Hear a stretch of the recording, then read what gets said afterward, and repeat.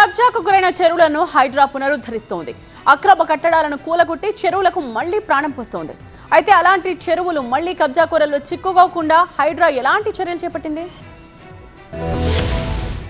Greater Hyderabad పరిధిలోని చెరువుల పరిరక్షణ పునరుద్ధరణతో పాటు మరో బృహత్తర కార్యక్రమానికి హైడ్రా శ్రీకారం చుట్టింది. కబ్జా కోరల్లోంచి చెరువులకు విముక్తి కల్పిస్తున్న హైడ్రా చెరువుల చుట్టూ ఉన్న ఆక్రమణల్ని తొలగించి వాటికి సుందర రూపమిస్తోంది. చెరువులకు మళ్లీ ప్రాణం పోస్తోంది. తెల కాపాడిన చెరువుల్ని మళ్లీ కబ్జా రాయిలు చెరబట్టకుండా సరికొత్త జాగ్రత్తల్ని తీసుకుంటోంది హైడ్రా. చెరువుల దగ్గర సీసీ కెమెరాల పర్యవేక్షణతో హైడ్రా నిఘా పెట్టింది. ఎలాంటి ఆక్రమణలకు ఆస్కారం లేకుండా చర్యలు తీసుకుంది. 900 సీసీ కెమెరాలతో చెరువుల్ని నిరంతరం పర్యవేక్షిస్తోంది.